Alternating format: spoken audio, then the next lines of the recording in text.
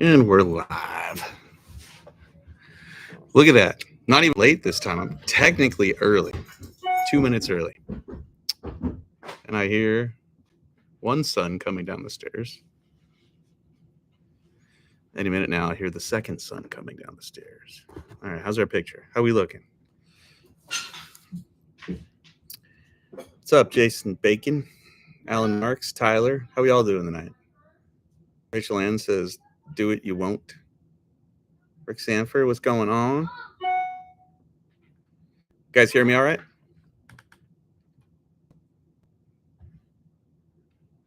Ooh, the comments are blowing up. Time to start drinking.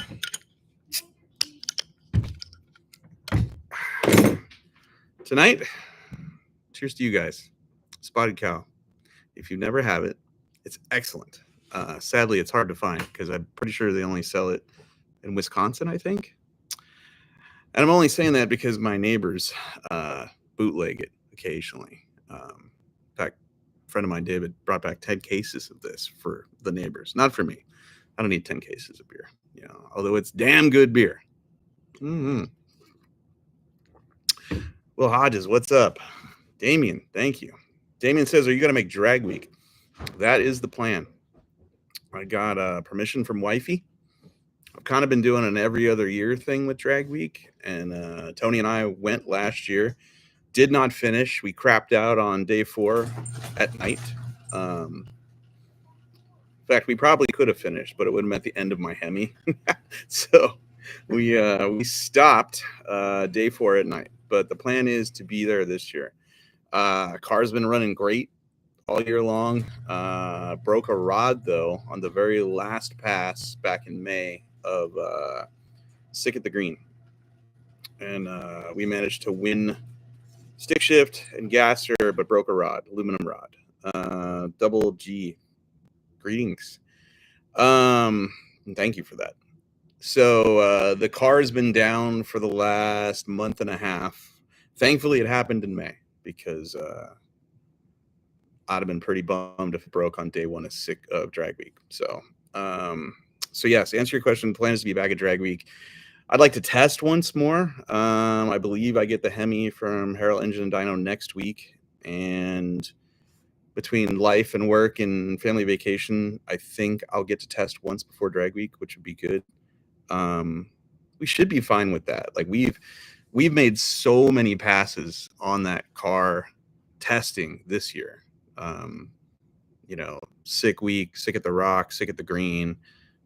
We went to a couple private track rentals. Like we've driven the car a bunch on the street. I've taken my kids to school in it. The car works, absolutely works. And so when the Hemi goes back in, same clutch, same settings, it should go down the track. But I'd like to test it once before then. So what else? Chris Brown says, watching from New York. What's up? Pontiac 411's drinking Carta Blanca beer and Merlot Chaser. Oh, wow. Wine chasing beer. Interesting. I'm not much of a wine person. And by not much, I mean not at all. Like Boone's Farm, Strawberry Hill in college, sure. I still celebrate it every now and again, but I don't really drink wine. Wifey loves wine, though. Oh, my God. She's into wine. All right. I have a list of things to speak about this evening. We can start with the list, and then we'll get to your guys' questions, and then a whole bunch of other updates that I'm sure things you're curious about. First thing, probably the biggest thing and most immediate thing is that Roadkill Nights is happening in Pontiac, Michigan, right in downtown on Woodward Avenue, which, is probably a surprise for a lot of people since the TV show ended back last year in November, December. And we all got laid off, obviously. You guys all know that story. But the event is owned by someone else entirely different part of the company. And they're still putting on events. They put on Hot Rod Power Tour. They're putting on Roadkill Nights. And they're putting on Drag Week. So that end of things is still happening. And it's late in the game, real late in the game. But we have been invited, David and I, to go to Roadkill Nights. Which for me personally is pretty cool because as you guys know, at the end of Roadkill's 13th season, nobody would cop to the fact that it was ending. So we never filmed a proper goodbye episode at all. In fact, the end of the last episode is me breaking the drive shaft in my C10 and the truck catching on fire at the drag strip, and us saying, we'll fix it and you'll see that on a future episode of Roadkill, which obviously is not happening. The truck is still broken, sitting in my warehouse. But, it's pretty cool that at least this time this year, David and I will be at Roadkill Nights. And the thing I'm most excited about is, for once, we're not filming a TV show while we're there. That was kind of always our deal. This is the 10th anniversary of that thing. And for the previous 9 installments, every time you went there to Roadkill Nights and saw us, whether it was at the Pontiac Silverdome or M1 Concourse or downtown Pontiac, David and I always had to film an episode of Roadkill while we were there. And that really limited how much time we actually had at the event. We would do an autograph session, but pretty much the rest of the time we were filming. And then after filming, we just stand around and hang out with who everybody was still there at the end of the night. This time we don't have those obligations. So pretty much, unless someone tells me differently, you're going to find my butt in the grandstands watching the drag racing, because I'm kind of excited to see that, it's pretty amazing to me that something that began with 2 idiots trying to drive to Alaska resulted in street legal drag racing on Woodward Avenue. I think that's incredible. Like, if we have any kind of legacy, there it is right there. And yeah, we didn't make it to Alaska the first time, but we made it the second time, which is probably the reason why Roadkill Nights happened eventually. So yeah, we will be there. Whoa, Spike, thank you, dude. That's huge. He said, hope you enjoyed the Salasa I sent a few years back. Are you going to be at Duct Tape Drags in October? No, sadly, I won't be at Duct Tape Drags. Not because I don't want to be. I do want to be. But I kept asking Freiberger for dates, and he didn't have them. And then I registered for another event that's real close to where I live. And if it were a normal event, I'd probably skip it. But this one's kind of special. It's called Sick Smokies. It's put on by Sick the Mag, and it's a drag and drive event. And when they announced it, they let anyone with a gasser style car register before everyone else. And as a result of that, I believe there's 80 gassers signed up to road trip through the Smoky Mountains and go to 4 tracks in 5 days and see who's got the fastest real street driven gasser. And were that not the case, it was just a regular old drag and drive where only 1 or 2 gassers showed up, I'd skip it and go to the Duct Tape Drags. But the opportunity to see 80 gassers in one place driving down the road, I didn't even know there were 80 gassers in America. I didn't believe that. So this one's kind of special to me. So I'm going to go to that. Hopefully my car still runs. But if I blow up Blasphemy at Drag Week in September and it's not in one piece, then yeah, probably gonna go to Duct Tape Drags then. So all right, what's next? Updates. Trade vehicle experiment. So the great car trade experiment for me, which began with a 1960 Chevy El Camino that I dug out of a friend's backyard and traded that for an 86 Cadillac on airbags to Richie Crampton, and then traded that for a 53 Chevy truck that was super cool, and then traded that to Derek Bieri for his 40 Chevy, the orange one. Super cool car. And that's where everything came to a screeching halt for a couple of reasons. When I got the Chevy, I really liked it, and so I wasn't in a hurry to give it up. But then I sat down with Steve Brule and Dave Freiberger and bench raced the possible trades, right? And some of the ones that I was excited about, you guys saw when we did that live stream here on the channel. Well, some of those trades fell through for a variety of reasons, like the owners changed their mind, or the owners thought they were trading for the green Chevy that I had already traded for the orange Chevy. And so that happened, so I couldn't trade right away. And then by the time I circled back around to look at the other trades, some of them were gone. Then I took my family on vacation. Next thing I know, just a couple months had gone by. So long story short, I still have the orange 40 Chevy, have not traded it. And so if you have something that you think is of equal value and is really interesting, then send me an email at trademytruck@gmail.com. Anyone else that emailed me in the past that still wants to trade, just refresh that email, send it again. Because probably next week or the week after, I'm going to dig through the email box and look around, because I, as much as I like that 40 Chevy, believe it or not, I'm genuinely focused on the Cadillac behind me right now. And so that's what I'm working on. So nothing that I trade for can be a massive project. It needs to be something that it ran and drove before, and it just needs to be rescued. Maybe it needs a day or two of work and it could be on the road. It needs to be something like that. Not, I've had a lot of really cool offers, like street legal NASCARs, stock cars looking things, but that needed so much work that it was 2 or 3 weeks to get running, not 1 week or 1 day. So it needs to be a pretty straightforward thing for me to trade. Because in the meantime, I am working on that Cadillac. And so, well, let's just segue to that because I brought it up. The Cadillac, about a month ago, we were gung-ho on it, Joe and I. Joe had painted the frame, painted the roll cage, body on and off several times, and painted the wheel tubs. And then we brought everything home, and Joe was literally putting a wheel tub up in there, getting ready to drill and tap the frame to bolt it in, when I made a phone call, and I had a question about one of the door bars I had cut out, about relocating it. And I don't do roll cages every day, so when it's time to do something and I needed to pass a certain SFI cert, I have to refresh my memory. I don't even have the SFI books here. I made a phone call and found out, whoops, the door bar wasn't legal. And then I drilled a hole in the main hoop and realized that wasn't legal. And then I cut out the harness bar and realized that wasn't legal.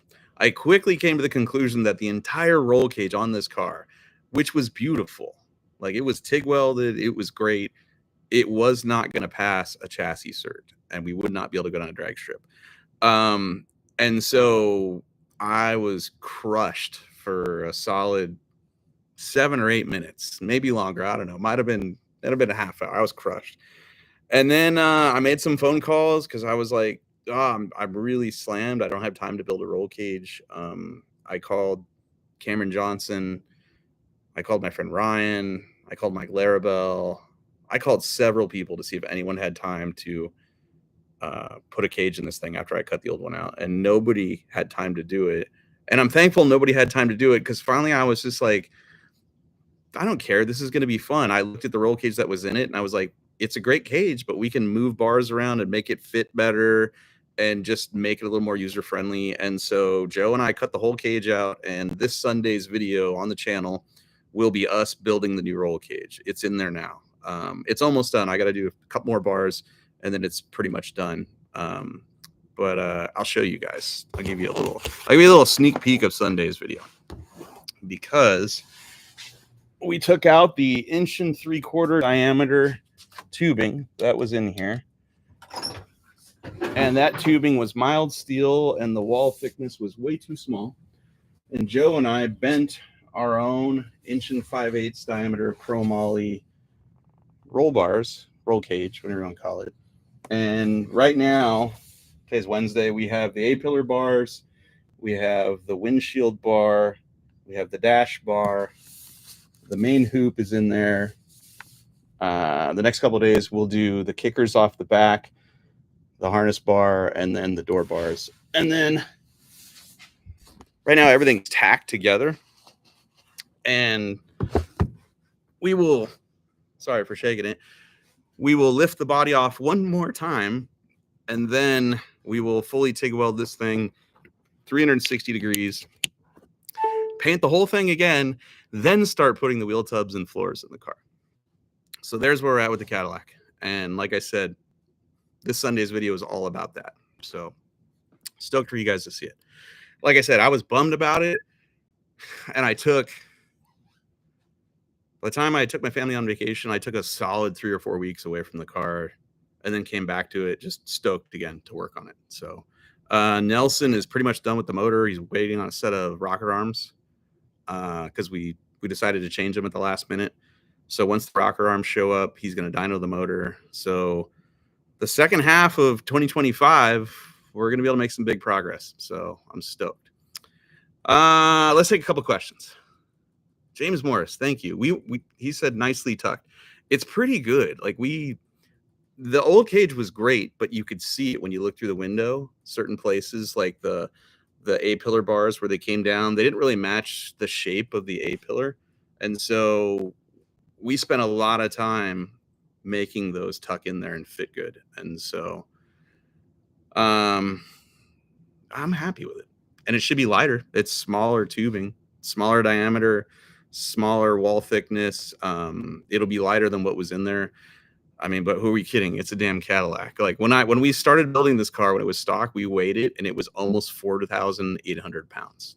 So it's not like it was light to begin with. And it's not going to get that light. You know, I don't have any plans to take the glass out and put Lex in. I don't have any plans to replace any of the body parts with like carbon stuff because nobody makes it for this.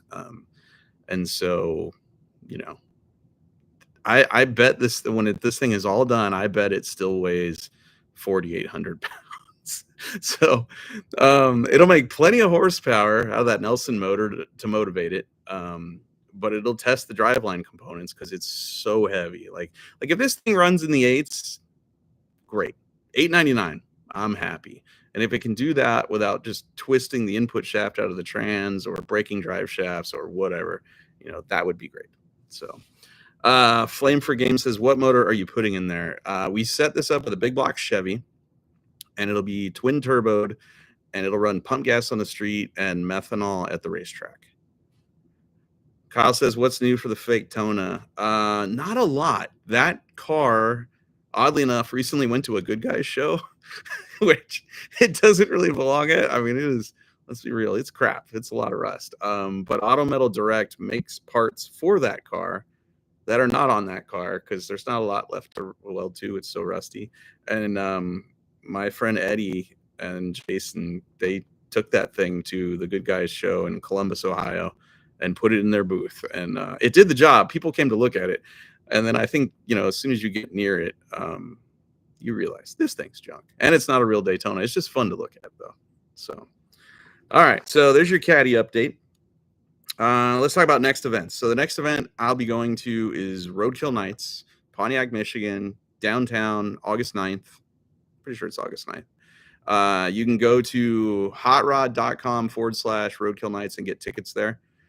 It's going to be what you expect, just like before. You know, you're going to have Dodge thrill rides, car show, food, drinks. But for this year, unlike last year, the street legal drag racing is back on the street on Woodward Avenue, which I'm fired up about. Summer test.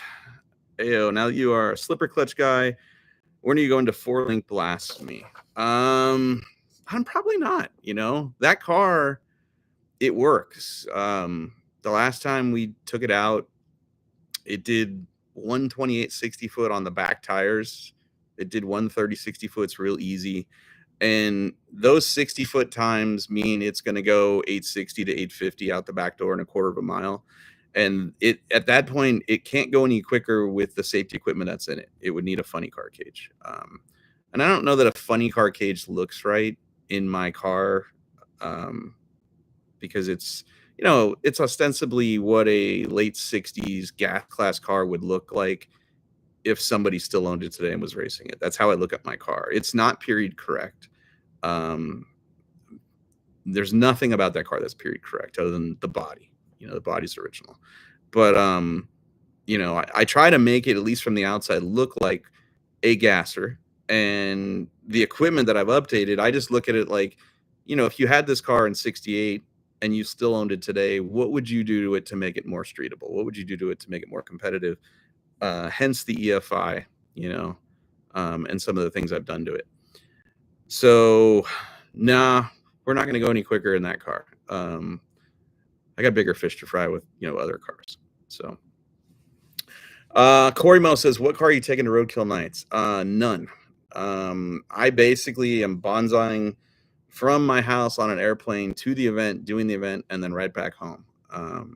Like I said, this was kind of a last minute thing that came up, and I just flat out don't have time. The other thing is because I have a limited amount of time to get there, driving something cool and risking it breaking and not making it on time would bum me out, because like I said, for the first time ever, I get to go to the event and just hang out with you guys. I don't have a lot of commitments. So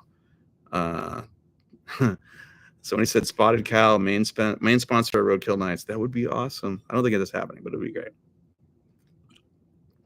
All right. So Roadkill Nights, Drag Week in September. That's the next thing. Blasphemy will go back together next week. HED has the motor.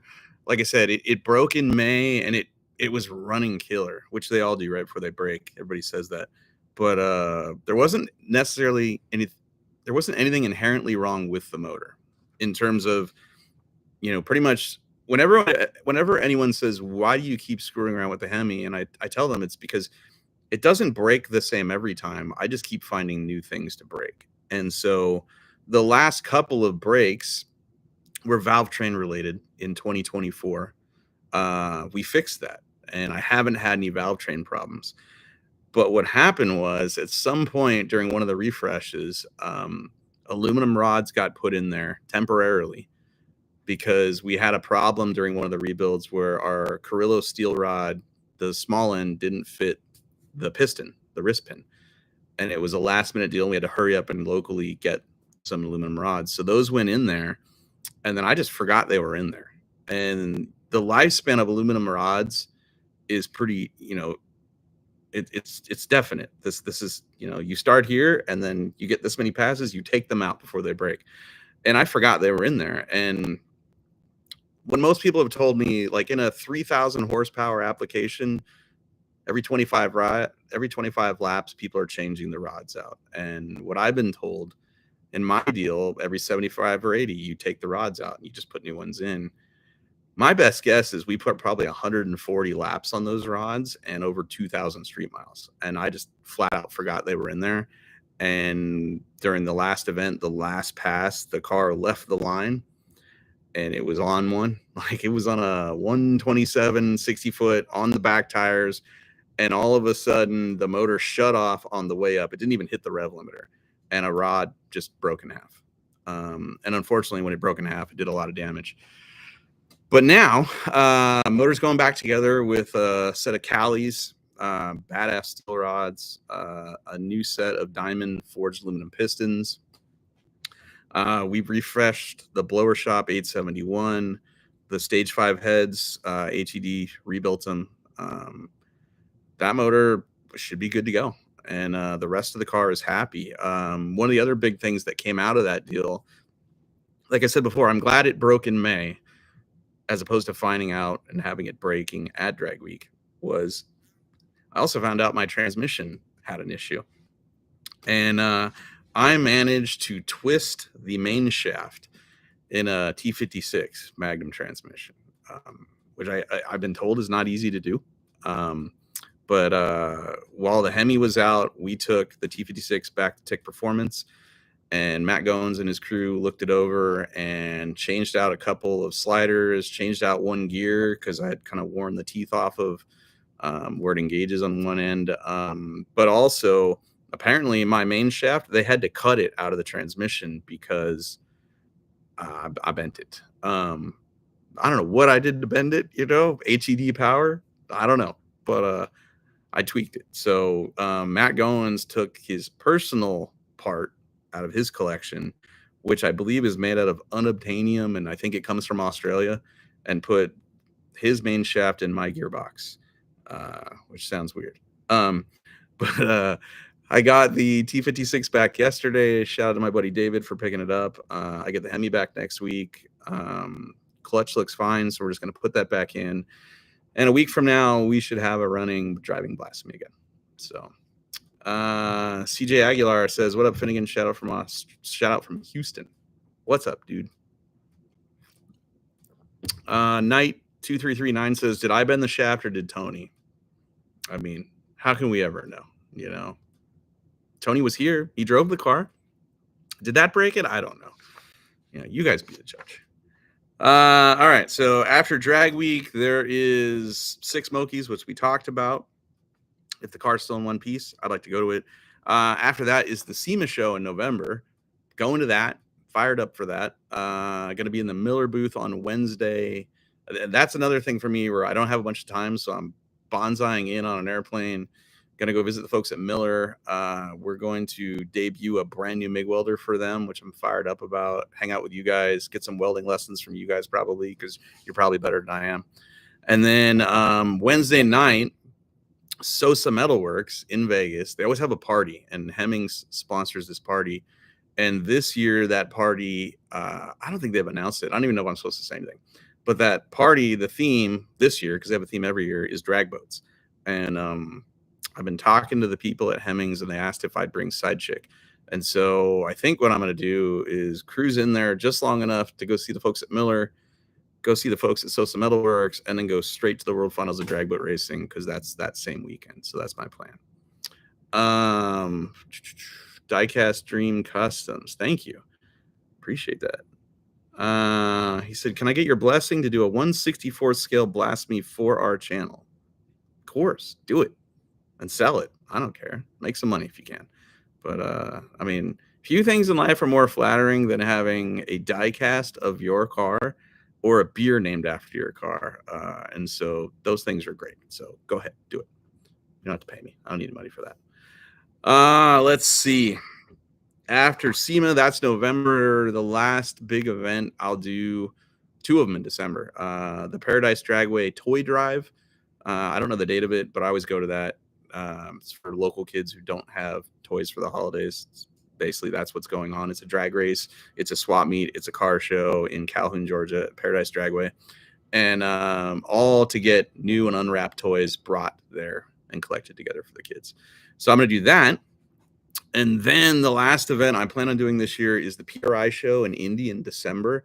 I'm going to hang out with my friends at WireCare, and we're bringing the Rotson, because why wouldn't you bring the world's worst Datsun 240Z to a top tier convention of amazing race cars and trucks and boats and things, you know, when, you know, there's aisles and aisles of billet and carbon fiber and titanium, you know, over here around booth 140, we'll have rust and zip ties. But that car needs some wiring love, so we're going to rewire it, and we're going to use it to show off some products for WireCare in their booth at the PRI show. And so just, you know, overlook the shady parts of the car and focus on the good wiring. All right, let's see. What else do we need to talk about here? Oh, let's talk about winners, because you guys are winners. You're all winners. But we have more extra special winners. And so tomorrow I'm fired up because I get to meet in person the dude who won my 91 Chevrolet Camaro Z28. He's flying in and road tripping that car home.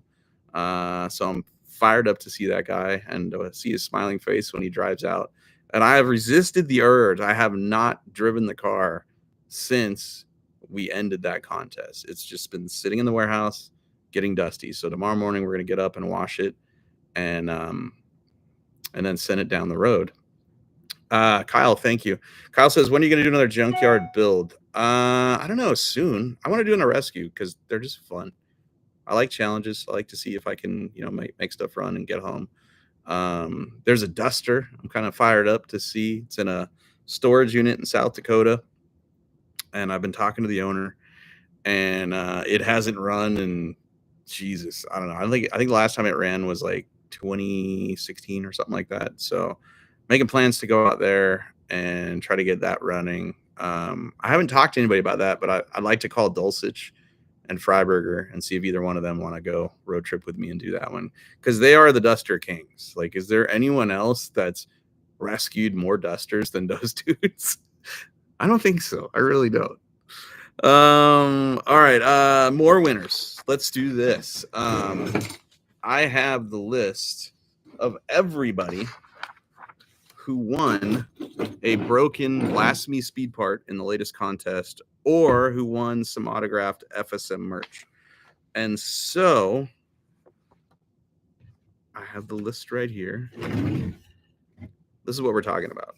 Like, I have caved in, look at that, you can see it right there, caved in Hemi pistons. This is a badass billet CP piston that the skirt's coated, the whole deal. This didn't even get run very long, but an extra spicy tune-up got the aluminum hot enough to anneal it. You can see on the back how hot it got. And this isn't even one of the worst ones. Like, this is actually one of the better ones. And there's other ones that aren't caved in at all. Like, you look at this one. That's what it should look like. It should be flat. And there's, on the back of it, you don't see the heat. That's what it should look like.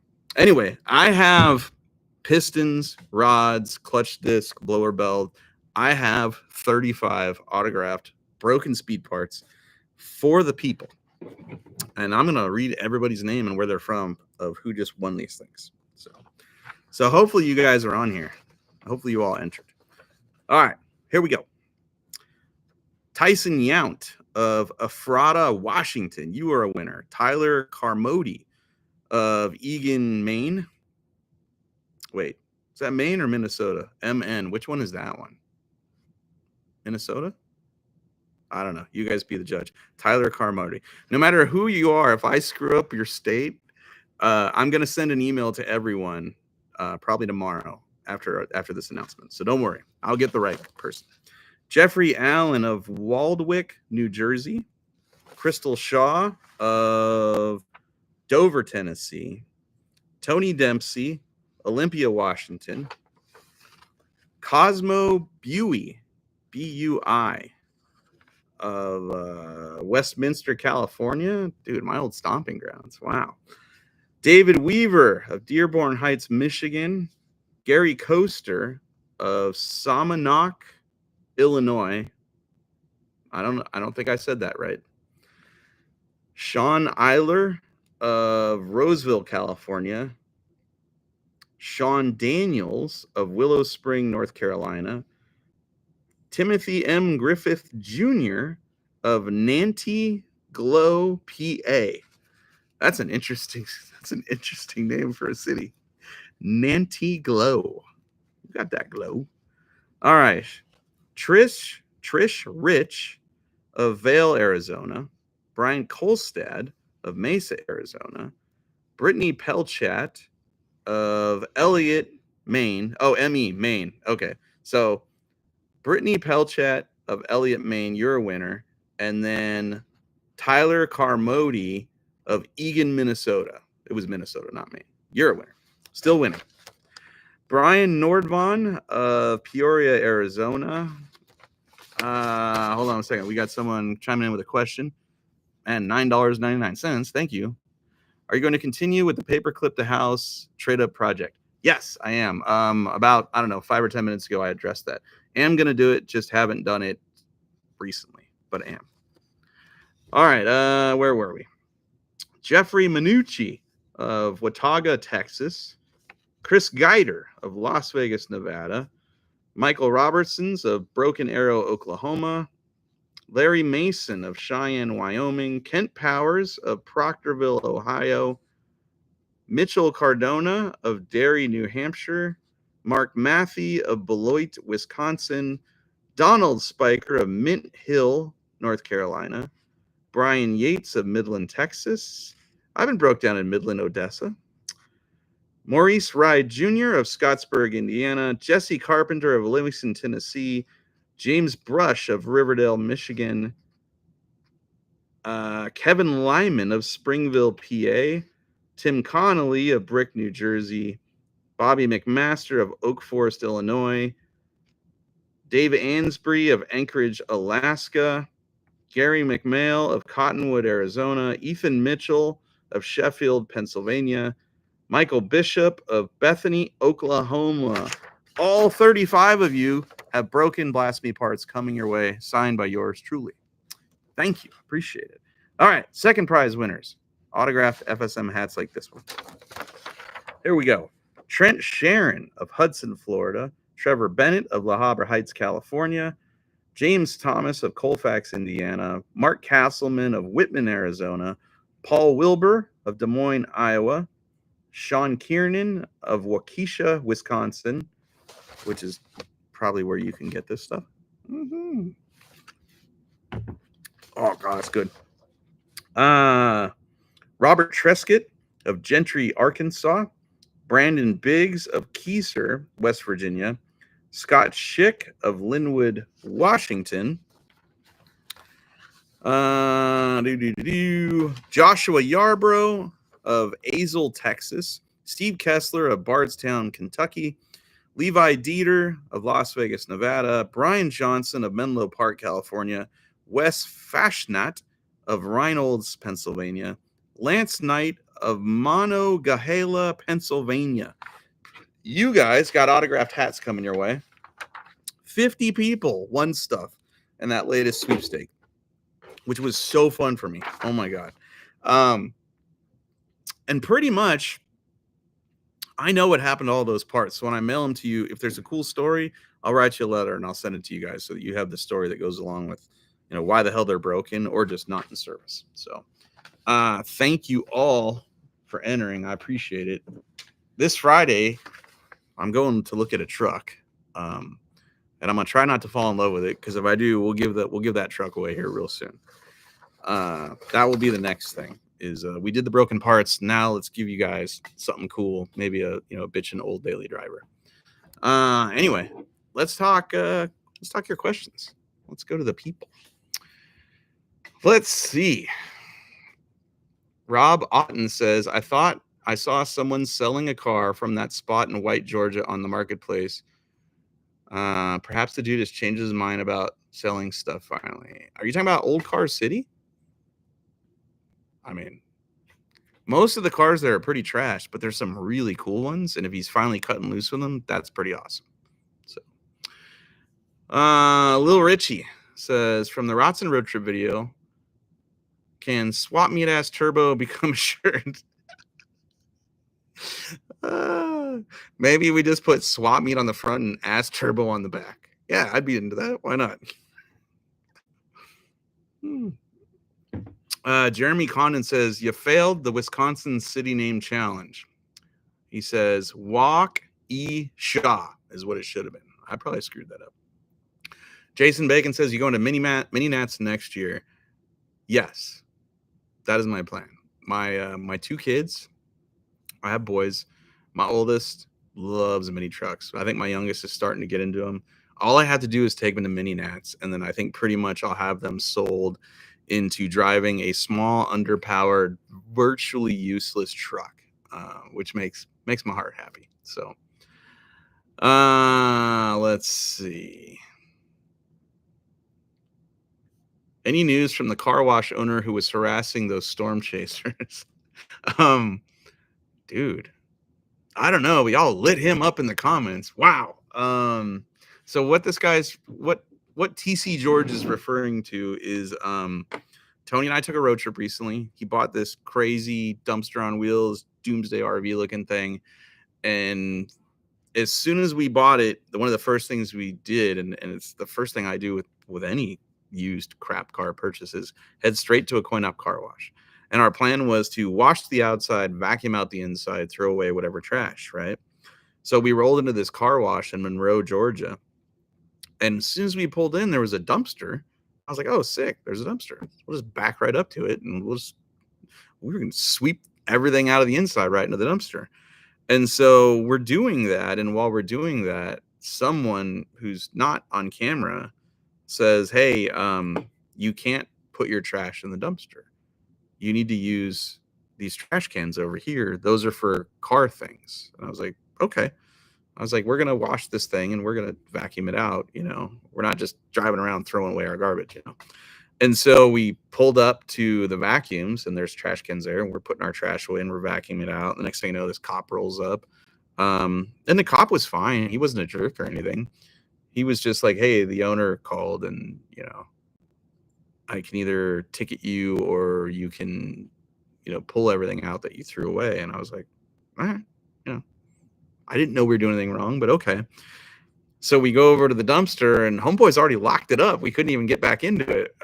So then it had to have this awkward moment where the cop then had to go back over to the employee and talk to that guy and get that dude to walk over to us and unlock the dumpster. And in the end, we took out the big things we took out, and we drove away and, laughed about it and didn't think much of it. And then the video comes out, and oh my God, you guys ripped them a new butthole. Apparently that car wash is getting horrible Yelp reviews now as a result of our interaction. And I can see it both ways. Like, yes, I'm sure they don't want people just dumping their stuff there. But if that's the case, what do you have a dumpster there for? Like, what is the purpose of the dumpster? If the purpose of the dumpster is for you to empty your trash cans into the dumpster, then what difference is me throwing my trash in a trash can and you throwing it in the dumpster versus me throwing the dumpster? I feel like I'm saving you work. I don't know. But we did throw some big stuff away. Like that thing, there were cardboard boxes in there, and I think there were a couple of chairs. So yeah, we did that. But what's the alternative? Like throwing it out on the side of the road? Like I don't know. I don't think we did anything wrong. So that's what that was about. 1776 Motors, thank you very much. He says, please re-release the C10 shirt. You tease us all the time by wearing it. I wear it all the time because it's one of the most comfortable shirts that I have. And I don't know what, I can't explain to you what the reason for this is, but certain shirts, once you screen print them, feel different on the back than others. And this one, I don't know, it's really comfortable. Plus, I like the idea of, I made a t-shirt for a truck, and in real life, the grill trim on the truck is bent and hanging down, and on the t-shirt, it's bent and hanging down. Like, we didn't even fix it. We released a shirt with misspelled word on it. Knew it and put it out anyway, because by the time I caught it, I was like, I don't really care. And I challenge you, if you can figure out what shirt that is, I'll send you another one, because I think it's funny that we've got one out there with a misspelling. Calvin Edwards says, I pass by your shop twice a week. If I ever see you outside, I'll blow my big truck air horn. Just know it's a fan. Oh, all right, cool. Thank you. Just don't tell anybody. You know where it is, all right? Tomas Kliss says, what do you think about Cletus's backyard pool shave? Dude, I say hell yeah. Like, if you've got a bunch of money and you got nothing better to do than to make a pool as, inefficient as possible, which is to turn it into a bow tie emblem a la Chevy, I say go for it, because that costs extra. You make a square pool, probably pretty simple to build. You go turn that rectangle into a bow tie, they probably charge you extra for that. And if you can do that, I say do it. And one day I hope to swim laps in there, one lap, not a lot. Patrick Olds, any chance of seeing you at Six Summer? Nope, won't be there. Did it already happen? I don't even know. I got no time. No Clue Garage says, Derek from Vice Grip Garage bought a jet boat. Yeah, he did. It makes me happy too. Pretty much, he drove my wife's boat, and the next day he bought a jet boat. In fact, that night he was looking, which is funny. And so, yeah, like, hopefully I get to run into him and we get to do some stuff with it, because I love that idea. What is the name brand of the plasma table you have, the robot? The table is just a kitchen sink bolted to a cart that I got from McMaster Car. I bought the cart. It's heavy duty and it was not cheap. And so that table, it's just something we whipped up here. It's a cart from McMaster Car and a stainless steel kitchen sink from Amazon. Thomas Tatar says, why don't you own a TX19? I don't know. I've just never been a gull-wing guy. I like them, I've just, I'll tell you why. I went really fast in V-bottom boats early on in my jet boating career. I had a Rogers Bonneville TR that went 116 miles an hour. And a gull-wing is a V-bottom with training wheels, basically. And so when I wanted to go faster, a lot faster than I was going in that Rogers, the people around me, who were Tom Papp and Steve Brule, said, get in a tunnel. And I'll tell you what, once you drive a tunnel boat fast, I'm talking like 135, 140 miles an hour, You won't want a gull-wing. You won't want or V-bomb. You just won't. The tunnel doesn't do anything. You don't ever see the bow do this. It's not chine walking, like, you know, and they're just faster. I mean, how quick has anyone gone in a gull-wing? 130, something like that, which probably was pretty sketchy. So that's why I don't have one. Any updates on the rubber duck? Not really. It's sitting on one of the bend pack lifts in the warehouse. Car works great. If we want to go faster, it needs a cam and valve springs. Other than that, it's got a wicked rear main leak. That was one of those just do it yourself things. Like, I paid a shop locally to do it, and it leaked after they put a new rear main seal in it. So it needs a rear main leak fixed, and then cam and valve springs, and then it will go fast. Sleepy Daisy, any update on the Rotsons 4.3? No, but you just reminded me I need to call Bostic about that. I'm pretty sure I told him I would give him an oil pan, and then he would put it together, and I forgot to give him the oil pan. Actually, I didn't forget. So at the beginning of that road trip in the Rotson, that was the plan. Build that badass 4.3, put it in the Rotson, so that it would be back to, 1.0 status from the first time David and I built it. But by the time I got home in the Rotson, I was like, this thing works great. The 5.0 motor, bone stock, it's fun with a turbo. It really is. And so I don't know, but I have nowhere else that I really want to put that 4.3. So I don't know. Let's see.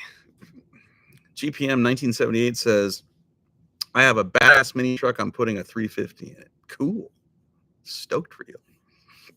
It'll do wicked burnouts. Let's see. I missed some here. You guys are fast.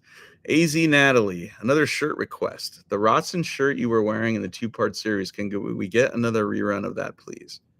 Absolutely. We will definitely make more of those. Jason Smith. Whoa, thank you. Holy cow.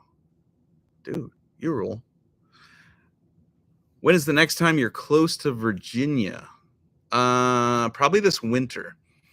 My plan this winter is to bring the Sonny Leonard 711 probably back to Sonny Leonard and have them take a look at it. We're talking about more compression, more camshaft. I don't know, something like that. So I'll probably be going through there at some point. David Hallett says, can you give us an update on the Lexus build? Yes, I can. It's on pace to be done before the Cadillac. That thing's going good. The guys at RK Racecraft are working on it. Not every week, but I think most weeks they work on it. And the turbos are mounted. They're waiting for Sean's Custom Alloy to send a new elbow to adapt the inlet of the intake to some Motion Raceworks throttle bodies. And that thing is in the mail on its way from Australia. As soon as that gets there, the cold side will get done. Dry sump tank is there. They're getting ready to mount that. Delta PAG is building a radiator right now. They're on the front of the car. The back of the car is done. The middle of the car, they got to mount the shifter, I think. And then the front of the car, they're just, building mounts for things. So I don't know when it'll be done, because it's one of those, I don't have a date in mind. I don't have an event in mind. I'm not in a rush. When they're done, it'll come home and we'll wire it and plumb it and make noise. So I'm guessing at the rate everything's moving, because part of it is they're waiting on me to send them parts. And so some of these parts are just hard to get your hands on sometimes. So there's probably 3 or 4 weeks of work left to do, I'm guessing, before that thing's ready to blow apart and put it in powder coat. But I don't think it'll be 3 weeks in a row. So that's what's going on with that thing. Brian Giles, you ever been to the boat races in Madison, Indiana? Nope, didn't even know they had them. Car Guy says, how tough is it to own a classic car if they are banning them? First question is, who's banning classic cars? I didn't even know about that. Drew Shop. We've met before at Sick at the Rock. Any chance you're going to come around Mooresville anytime lately? Yeah, I'll be there next week to pick up my Hemi. I don't know what day. Whenever they call me and tell me it's ready. You'll be close to Virginia for Hot Rod Drag Week. Oh, yeah, that's right. I will. Because it starts at MIR, Maryland International Raceway. I don't know where it goes after that. I just know I got to drive 16 hours to get to the start of Drag Week this year.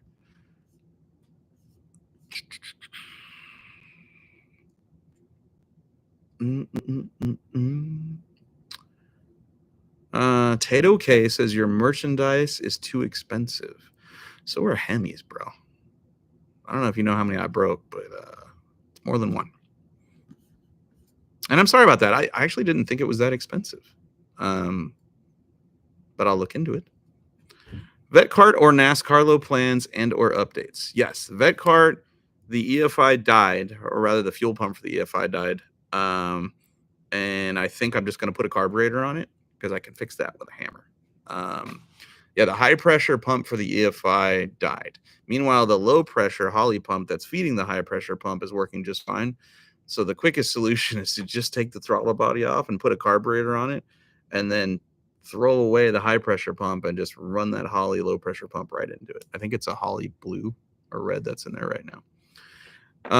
So that's the plan. The other plan for the NASCAR low is to get it down off the lift and find out, is that small block locked up or is something else wrong with it? And then fix that because I want to drive that car. Bob Rio 1, Spotted Cow or Yingling, which one is better? They're just different. I don't know if I could pick better. Yingling is great. When I moved to Georgia, Yingling was the first. That was the first time I'd ever had Yingling because you couldn't get it in California at the time. So I don't know. They're both great beers. They're just, it's like if you like light beers, like if you like Coors Light or Miller Lite or whatever, if you drink light beers, something like this is tastier but not aggressive. It's not like drinking an IPA, Will you ever grow a hairdo as kick-ass as the Dulcich? Oh God, no, I'm not capable. Let's clarify. I'm capable of growing a lot of hair. Like I'm part Yeti, right? But my hair is very, very straight. So when I grow it long, it just kind of goes out and I'll end up looking like a Q-tip. And so I remember when I found out we were going to have our first kid, as soon as I found out my wife was pregnant, I don't know why, but I just stopped cutting my hair. And I was like, you know what? I'll cut my hair after the kid's born and we'll go together and we'll get his first haircut and my first haircut. But nobody around me told me how horrible I looked when I didn't cut my hair for like 6 months. Because most of the time I was wearing a hat. But there's photos of me in the delivery room. And when we got home, a couple weeks after we got home, I was looking at those photos of my wife and my new kid and me. And I was like, baby, my hair looks like crap. She's like, yeah, it really does. I'm like, why didn't you tell me? I ought to cut it sooner or I had it styled or something, And if you search in the deep, dark recesses of the internet, there's an interview I did for Hot Rod Magazine with a guy named Augie Delgado, local Fullerton, California guy who did a lot of mechanical fuel injection systems for old school hot rods and muscle cars. And I did that interview, and that was real close to when my kid was being born. And my hair was down to here. A couple of times that's popped up and I've seen it. And I'm like, yeah, me and long hair, probably not a thing. But Dulcich and long hair, I mean, his hair is majestic. I've said it many times. It's outstanding. And I don't think he can do any wrong with his hair or in life, really. Like that guy is just a solid human, Let's see. What else should we talk about?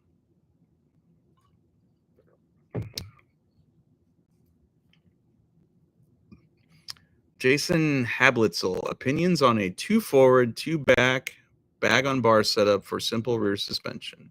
Building a 2001 Sonoma and want to try and keep my bed floor as unmolested as possible. Well, here's my opinion on that. So if you run, here's your axle. If you run the lower bars forward, right, and you run the upper bars backwards, they're fighting each other. They're working against each other, right? And in a mini truck, if you're not trying to go fast and you don't care about handling and you don't care what the pinion angle is doing in the middle of all that, yeah, go ahead and do it. It doesn't matter. My first or second mini truck, I 4-linked it, and because I wanted to keep the stock gas tank, I ran the top bars backwards, and it was a reverse triangulated 4-link, which is the most bass-backwards thing you could ever do. Let me give you another solution. Instead of running the upper bars backwards, run the lower bars forwards, and the upper bars do a wishbone and offset it so that it goes around your gas tank, if that's your goal, you know. So that way all your bars are running forward, which is good, and you have the wishbone up top to locate the rear end side to side, but you still get to keep your stock gas tank. There's a guy I follow on YouTube, Panda Built. I don't know. I've never met him. Don't know him. But Brian Good, who has the channel Grinder TV, they've been building some Toyota mini trucks for him, and I've seen some of the work he does, and I think he's done that. And that guy seems to build really, really nice stuff that goes down the road just fine. So, Sirius Brad says mini trucks for the win. Yes, sir. Bobby Liendo says, is there a car you haven't owned or driven yet? Oh, yeah, there's a lot of them. I've probably owned 50 cars in my lifetime, and there's a bunch I haven't driven. I'll tell you what car I got out of my system recently, and I don't know if we filmed it or not, but I was at Derek's place, and Derek has a Pantera, and a Pantera for me was always kind of a bucket list, lower priced supercar, for lack of a better term. You know, I've never wanted a Lamborghini or Ferrari or anything like that, mostly because they're really expensive, and they're expensive to buy, expensive to maintain. Nobody ever drives them. Nobody puts many miles on them. So I like to look at them. They just didn't interest me in terms of owning them. But a Pantera, you know, a mint one is like 70 grand. So a hunk of crap, 30. So that one, really cool styled shape of a body, but probably not, you know, out of the reach, right? Well, Derek has one. I went and sat in it, and as soon as I sat in it, I went, never, absolutely never. That car is so small inside that the steering wheel isn't centered on the seat, because if it was, you couldn't get out of the seat. And as soon as I realized that it's not broken, this is how they made it. The steering wheel is offset in the seat. I went, yeah, I'm no longer interested in owning a Pantera, even though I love the way they look. I'm 6'1". It don't work for me. And Derek's taller than I am. I don't even know how. He's like, yeah, these suck. So, yeah. So that's one. Jason Bowes, when will the old Caddy get finished for cruising? It's been such a long journey. I know it has. I've lost track of how long. It's probably been 3 years. I don't know when, but I feel like the chance for it to run on New Year's Eve is possible. That's my back of my brain mental goal for this year, is make it makes noise. Because the truth is, every day this week, Joe and I worked on it, and we're 75% done with a brand new roll cage. So I feel good about it. All right. Chris Maui says, have you seen Amelia Hartford's jet boat? I have. That thing is sick. What is it? Is it a Mach 1? I think it's a Mach 1. Really cool hulls. You don't see a lot of them. I love the old school draw through turbo kit. I saw the video she put out where they got it on the water and they drove it around, and it has so much potential to go faster than it's going now. And she and I, we were DMing on Instagram about the boat, and talking about, you know, its potential and whatnot. And I don't know her. I've never met her. She seems cool. My kids love the movie she was in, Gran Turismo. And, you know, I live in Georgia. She lives in California, I think. So the odds of us getting together to do any boat stuff are, you know, a little slim. But if it ever happens, I'll let you guys know. And I would love to see her continue with that jet boat, because, like I said, a lot of potential. And I would love to see more people get into jet boats. That would be sick. Tyler Nelson says, what's the plan for the split window vet? I don't know. I have zero plan for it. It's a body. I have a chassis. I have pieces of a front suspension. I have the rear IRS. That's all I have for that car. I have a bunch of parts laying around that I could put a nasty big block Chevy together for it. Joe Cole has just been adamant about we should pro touring it. I have no plan for that thing mainly because I want to finish the Cadillac. So Car Guy says, what was your first automotive job and any suggestions to anyone new getting into the field? My first automotive related job was I installed car stereos at Circuit City, first in Brea, California, and then in Laguna Hills, California. I got trained in Brea, California, and then went to work in Laguna Hills, California. And I didn't know what I was doing. In fact, I went in there to pay them to put a car alarm in my mini truck and left with a job offer. I think because they would just hire anybody. Like they're like, you got 2 feet, you got 2 feet, 2 hands. Here, we'll teach you to put in car stereos. So that was my first automotive related job. Any advice for someone to want to get into this? Yes, go find a local shop that you can walk to so you don't waste any money commuting.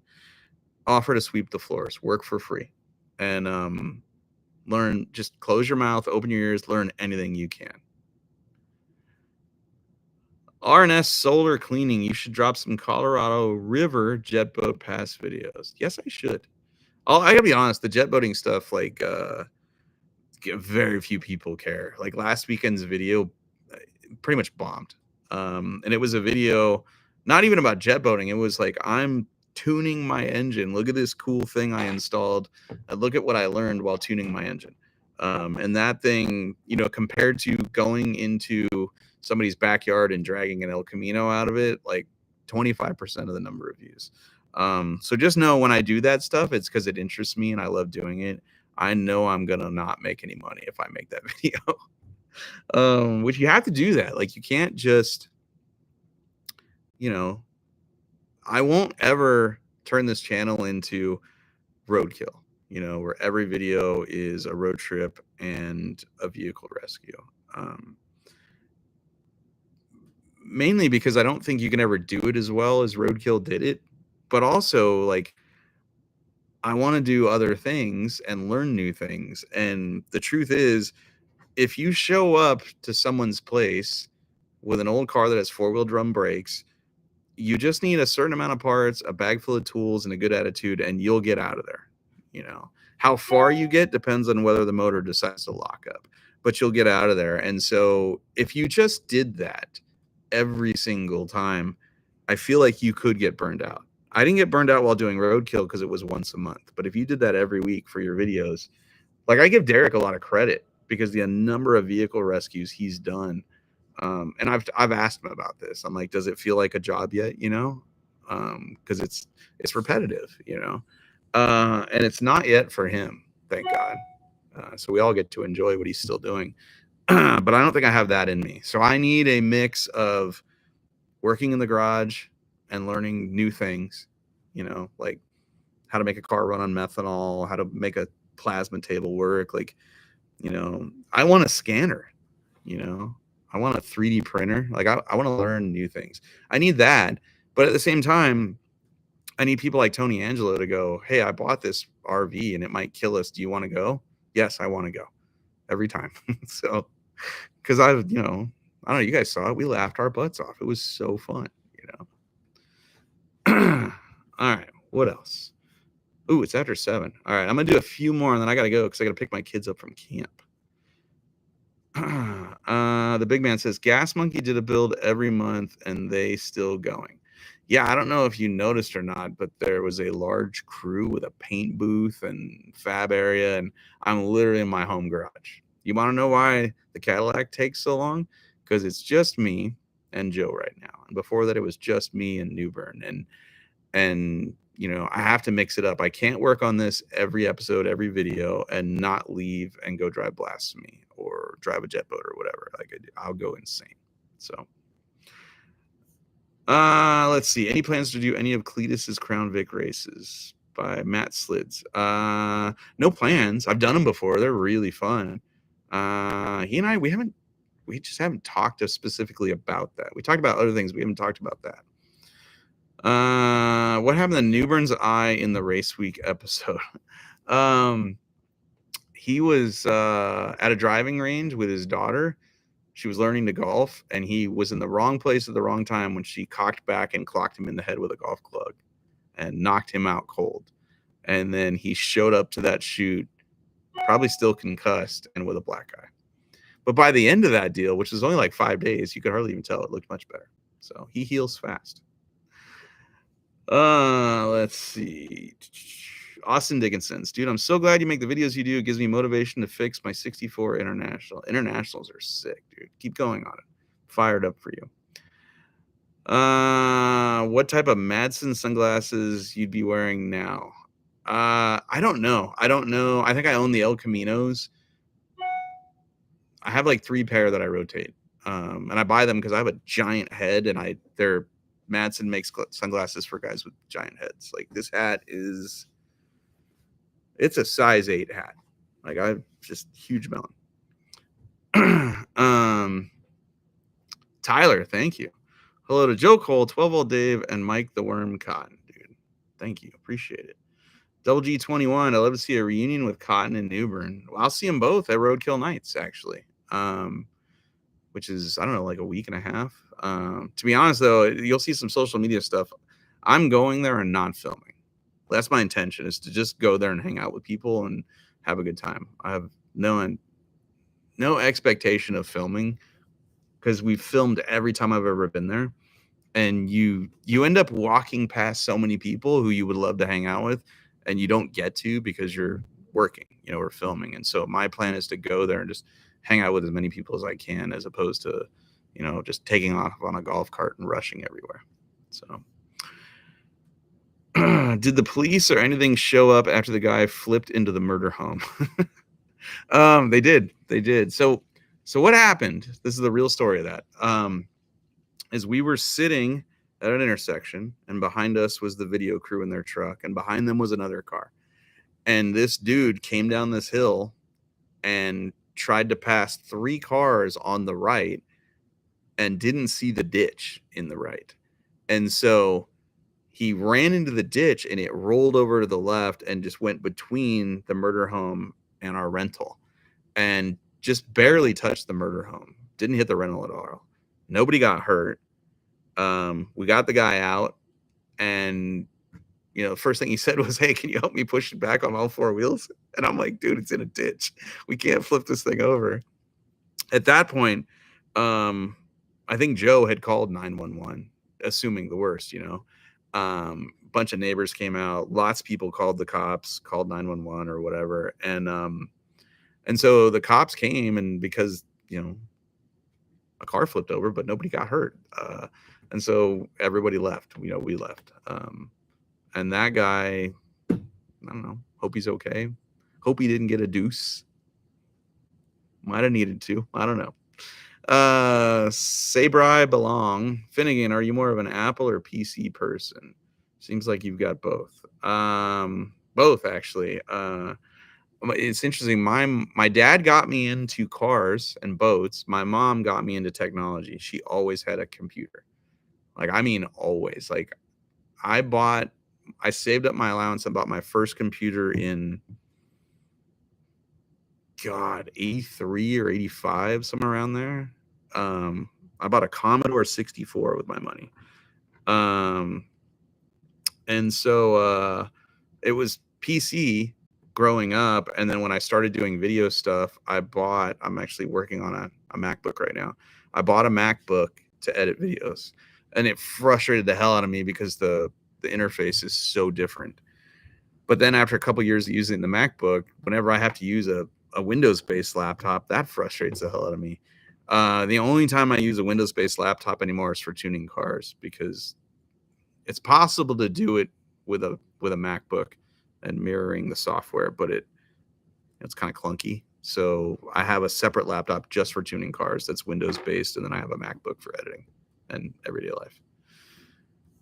Marty Wilson, why are you in a hurry to leave the place where you first seen Tony's motorhome is what he meant. Here's why we left that place in a hurry. The guy selling us the vehicle didn't own the house that it was next to. The house that it was next to had a steady stream of people coming in and out of it, coming and going through the parking lot, none of which seemed thrilled that we were there. And so it was just one of those, we probably shouldn't be here. Why don't we just go? And we didn't go far. We went like less than a block away just to go to a different place. Bad Apple, did you hear that Greg Biffle bought a jet boat? I actually saw his video. Thing's sweet. He didn't buy a jet boat. He bought a V-Drive. Old school flat bottom. Super cool looking. So yeah, I saw that. I don't know him. I've never met him, but he seems funny as hell. So, all right, let's do one more, and then I'm going to roll. I got to pick my kids up from camp. So I'm going to scroll back up. Common Sense is Uncommon, TI 99. My next door neighbor had one of those. We used to play Parsec on that Texas Instrument TI 99. Boxers or briefs? Boxers, always. And I'm going to end it on that note because that's TMI. You guys have a great night. Appreciate every one of you, as always, especially those of you that went to fsmgarage.com and bought something, because Hemis are expensive. And you know I'll kill them every time. See you guys.